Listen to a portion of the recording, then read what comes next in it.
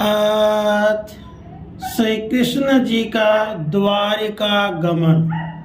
सोनक जी ने पूछा, धार्मिक शिरोमणि महाराज युधिष्ठिर ने अपनी पैतृक संपत्ति को हड़प जाने के इच्छुक आतताइयों का नाश करके अपने भाइयों के साथ किस प्रकार से राज्य शासन किया और कौन कौन से काम किए, क्योंकि भोगों में तो उनकी प्रवृत्ति थी ही नहीं। सूत जी कहते हैं, संपूर्ण सृष्टि को उज्जीवित करने वाले भगवान श्री हरि परस्पर की कलह अग्नि से दग्ध कुरु वंश को पुनः अंकुरित कर और युधिष्ठिर को उनके राज्य सिंहासन पर बैठाकर बहुत प्रसन्न हुए। भीष्म पितामह और भगवान श्री कृष्ण के उपदेशों के श्रवण से उनके अंतःकरण में विज्ञान का उदय और भ्रांति मिट गई। भगवान के आश्रय में रहकर वे समुद्र पर्यंत सारी पृथ्वी का इंद्र के समान शासन करने लगे।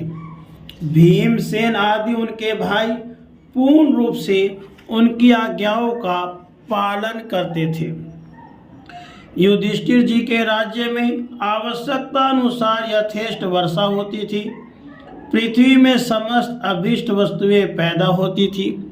बड़े बड़े थनों वाले बहुत सी गौएं प्रसन्न रहकर गौशालाओं को दूध से सींचती रहती थी। नदियाँ, समुद्र, पर्वत, वनस्पति, लताएं और औषधियाँ प्रत्येक ऋतु में यथेष्ट रूप से अपनी अपनी वस्तुएं राजा को देती थी। अजात शत्रु महाराज युधिष्ठिर के राज्य में किसी प्राणी को कभी भी आदि व्याधि अथवा दैविक भौतिक या आत्मिक क्लेश नहीं होते थे। अपने बंधुओं का शोक मिटाने के लिए और अपनी बहन सुभद्रा की प्रसन्नता के लिए भगवान श्री कृष्ण जी कई महीनों तक हस्तिनापुर में रहे। फिर जब उन्होंने राजा युधिष्ठिर से द्वारका जाने की अनुमति मांगी, तब राजा ने उन्हें अपने हृदय से लगाकर स्वीकृति दे दी। भगवान उनको प्रणाम करके रथ पर सवार हुए। कुछ लोगों ने उनका आलिंगन किया, कुछ ने प्रणाम। उस समय सुभद्रा, द्रौपदी, कुंती, उत्तरा, गांधारी, धृतराष्ट्र, युत्सु, कृपाचार्य, नकुल, सहदेव, भीमसेन, धौम्य और सत्यवती आदि सब मूर्छित से हो गए। वे श्रांग पानी श्री कृष्ण का विरह नहीं सह सके। भगवत भक्त सत्संगों के संग से जिनका दुसंग छूट गया है, वह विचारशील पुरुष भगवान के मधुर मनोहर सुयस को एक बार भी सुन लेने पर उसे छोड़ने की कल्पना भी नहीं कर सकता।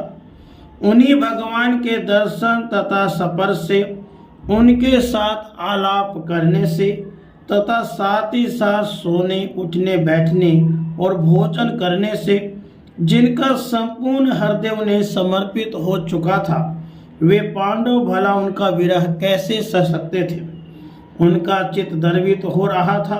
वे सब निर्विमनेश नेत्रों से भगवान को देखते हुए स्नेह बंधन से बंधकर जहाँ तहाँ दौड़ रहे थे।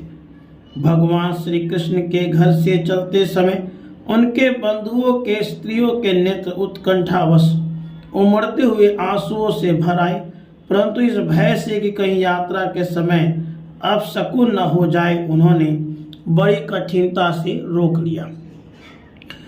भगवान के प्रस्थान के समय मृदंग, शंख, भेरी, वीणा, ढोल, नरसिंगे, धूमधुरी, नगारे, घंटे और दुंदुभिया आदि बाजे बजने लगे।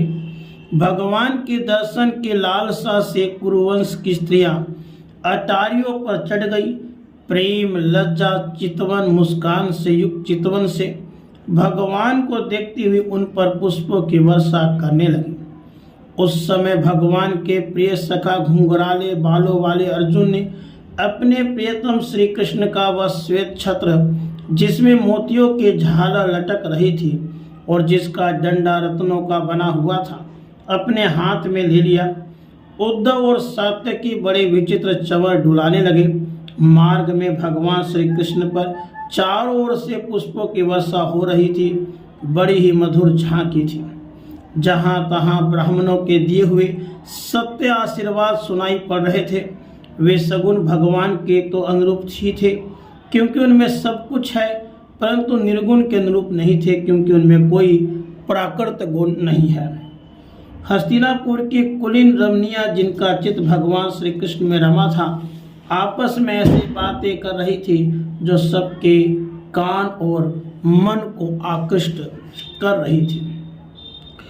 अजात शत्रु युधिष्ठिर ने भगवान श्री कृष्ण जी की रक्षा के लिए हाथी, घोड़े, रथ और पैदल सेना उनके साथ कर दी। उन्हें सनेवश यह शंका हुई थी कहीं रास्ते में शत्रु इन पर आक्रमण न कर दे। सुदृढ़ प्रेम के कारण कुरुवंशी पांडव भगवान के साथ बहुत दूर तक चले आए। वे लोग इस समय भावी विरह से व्याकुल हो रहे थे। भगवान श्री कृष्ण जी ने उन्हें बहुत आग्रह करके विदा किया और सात्यकी, उद्धव आदि प्रेमी मित्रों के साथ द्वारिका की यात्रा की।